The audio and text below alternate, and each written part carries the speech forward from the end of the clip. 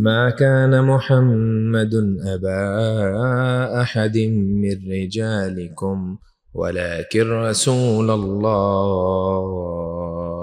मर्द ते औरत दो सोच सकते हैं। अगर तुसी ऐ कहते हो कि उत्थे कुड़ियां मुंडे नाल नचन गान फाशी करन, अज भी ना असी उस कल्चर तो बिलोंग करदे, साडी भैणां भी साडे सामने दुपट्टा लेके आंदियां ने। एक मर्द टिकटॉक दे उत्ते फोश कंटेंट भी वेख रहा, लब लब के कर, ओनू फाशी नहीं करनी चाहिए, ओनू ब्याह करना चाहिए, ओनू ब्याह करना चाहिए। मुआशरे दे अंदर 90% घर पता क्यों बर्बाद हो रहे ने? चीटिंग दी वजह तो, एक्स्ट्रा मैरिटल अफेयर्स दी वजह तो।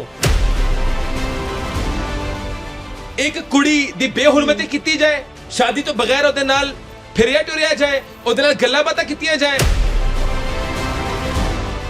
ए कुड़ी दी इज्जत हैगी है। ਅਸੀਂ ਤੁਹਾਡਾ ਮੁਕੱਦਮਾ ਲੜ ਰਹੇ ਹਾਂ, ਅਸੀਂ ਚਾਹੁੰਦੇ ਹਾਂ ਕੁੜੀ ਨੂੰ ਇੱਜ਼ਤ ਮਿਲਣੀ ਚਾਹੀਦੀ ਹੈ। ਇੰਜ ਨਹੀਂ ਮਿਲੇਗੀ, ਜਿਵੇਂ ਤੁਸੀਂ ਕਹਿ ਰਹੇ ਹੋ ਜੀ ਮਿਲੇਗੀ, ਦੋਸਤੀ ਕਰਕੇ ਮਿਲੇਗੀ। ਉਹਨੂੰ ਕੋ ਜੇ ਕਰਨੇ ਮੇਰਾ ਸ਼ਾਦੀ ਕਰ, ਨਿਕਾਹ ਕਰ, ਇੱਜ਼ਤ ਦੇ ਮੁਝੇ ਤੇ ਠੀਕ ਹੈ। ਆਬਵੀਅਸਲੀ ਨਿਕਾਹ ਕਰੇ, ਤੇ ਨਿਕਾਹ ਤੋਂ ਪਹਿਲੇ ਜਿਹੜਾ 6 ਸਾਲ ਜਿਹੜਾ ਫਿਰਦੇ ਟੁਰਦੇ ਰਹਿੰਦੇ ਨੇ ਮਰਦ ਰੱਜ ਜਾਂਦਾ, ਉਹ ਛੱਡ ਦਿੰਦਾ। ਐਹੀ ਤੇ ਸਿਆਪਾ ਹੈ। ਹਰ ਵਿਆਹ ਤੋਂ ਬਾਅਦ ਵੀ ਰੱਜ ਕੇ ਦੂਜਾ ਕਰ ਹੀ ਲੈਂਦਾ ਨਾ। ਸ਼ਾਦੀ ਨੀਡ ਹੈਗੀ ਨਾ, ਉਹ ਜਿਹੜੀ ਨੀਡ ਹੈ ਨਾ, ਉਹ ਇੱਕ ਨੀਡ ਹੈ, ਇੱਕ ਔਰਤ ਤੋਂ ਵੀ ਪੂਰੀ ਹੁੰਦੀ ਹੈ। ਤੁਸੀਂ ਕਿਸ ਤਰ੍ਹਾਂ ਫੈਸਲਾ ਕਰ ਸਕਦੇ ਹੋ? ਇੱਕ ਬੰਦੇ ਦੀ 4 ਹੋ ਸਕਦੀ ਹੈ, ਇੱਕ ਬੰਦੇ ਦੀ 2 ਹੋ ਸਕਦੀ ਹੈ।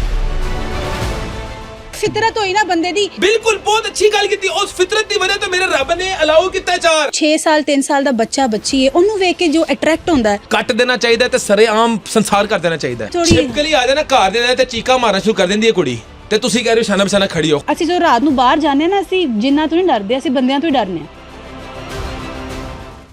ਮੇਰੀ ਡਾਚੀ ਦੇ ਗਲ ਵਿੱਚ ਟੱਲੀਆਂ ਵੇ ਮੈਂ ਪੀਰ ਮਨਾਵਨ ਚੱਲੀਆਂ